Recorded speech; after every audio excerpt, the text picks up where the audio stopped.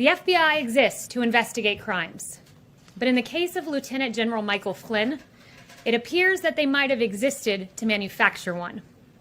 As the motion filed by the Department of Justice yesterday explained, the FBI set out to interview General Michael Flynn when they had no predicate for any investigation of any crime. Over the past week, we learned from a handwritten note the true intent behind the FBI's investigation of Lieutenant General Michael Flynn.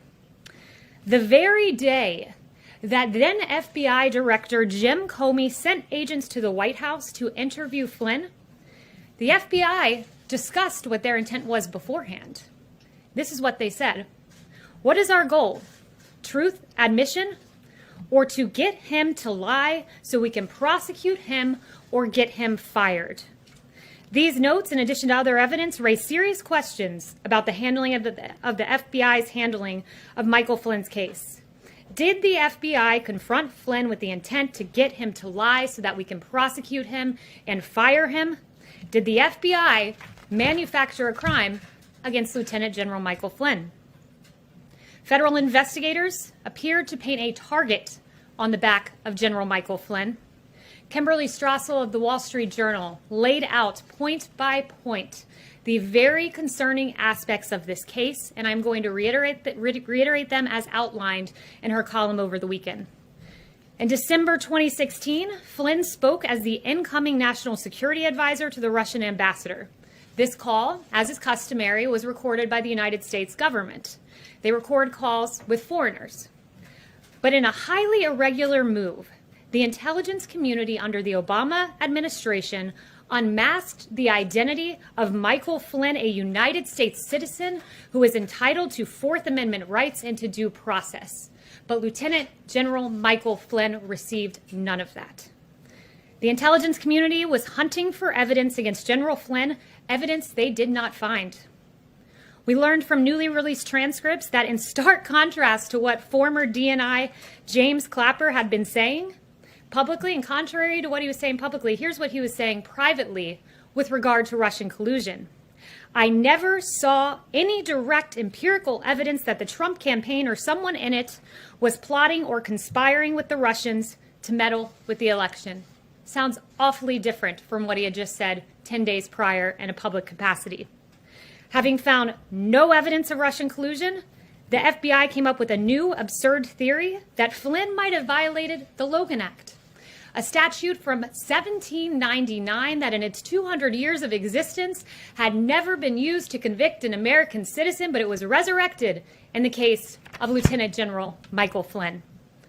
Michael Flynn didn't violate the Logan Act. Even the FBI did not think that General Flynn's telephone call provided the predicate for a criminal investigation.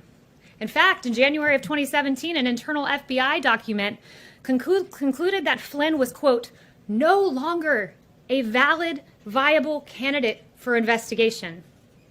Disgraced FBI agent and noted Trump hater Peter Strzok disagreed, texting this: "Hey, if you haven't closed that Flynn case yet, don't do so yet," end quote. So the Flynn case remained active. This was a good thing for Peter Strzok, but it was a bad thing for justice. It was a bad thing for the rule of law. According to yesterday's motion to dismiss the case against Lieutenant General Michael Flynn, it said this: Mr. Strzok immediately relayed the, quote, serendipitously good news to Lisa Page, special counsel at the FBI, remarking, quote, our utter incompetence actually helps us. That's right, their utter incompetence to close the case against Lieutenant General Michael Flynn was something to be serendipitously celebrated. The scheme to manufacture a case against Michael Flynn continued. After President Trump entered office, the FBI's partisan pursuit of General Flynn proceeded under Jim Comey's FBI.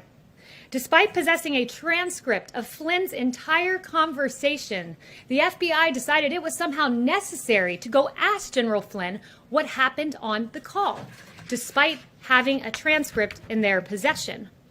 The only motive would have been to, quote, get him to lie. They advised him he didn't need a lawyer present. Imagine that, you're an American citizen. You don't need a lawyer, we're just coming in to have a chat. They didn't inform their superiors at the Department of Justice about their intent to interview Flynn, despite their own attorney at the FBI saying, if we usually tell the White House, then I think we need to do what we normally do. But they ignored the advice of FBI counsel, and they went in to interrogate Michael Flynn. Acting Attorney General Sally Yates, no fan of President Trump, said she was flabbergasted, she was dumbfounded by the decision to not inform DOJ officials who, quote, hit the roof. This is all outlined in a legal document that you can find. Additionally, when the FBI arrived at the White House, they did not even warn lawyerless Flynn about the consequences for providing an inaccurate response. The interrogation of Michael Flynn was not an inquiry. Make no mistake, it was a trap.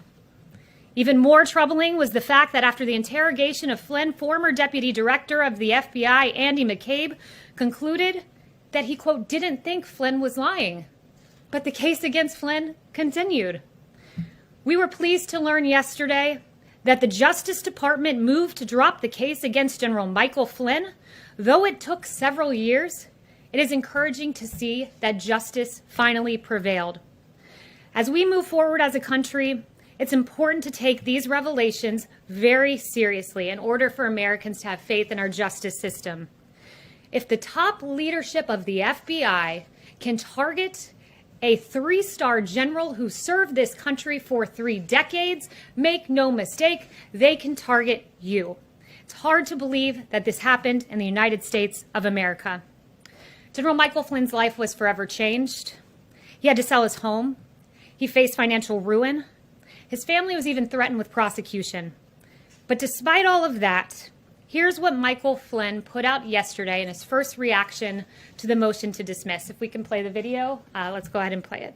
I allegiance to the flag of the United States of America and to the republic for which it stands, one nation, under God, indivisible, of liberty and justice for all. All right, ready? It's a really beautiful video of his grandson talking about how much he loves this country and how everyone deserves justice for all, and how commendable that is for General Flynn at a time when he was so gravely wronged to say this: I still believe in this country, I still believe in America, I still believe in the principles that make this country the greatest on earth.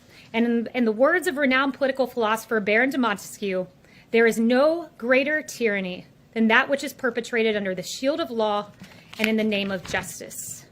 I hope the media will take these questions very seriously, will report the facts. There was heavy interest in the first iteration of Flynn News from many years ago that got 4 times the coverage that the exoneration of Michael Flynn got today. That was a report by Media Research Center. So these facts are important, and thank you very much for those who have taken interest in reporting. And with that, I'll take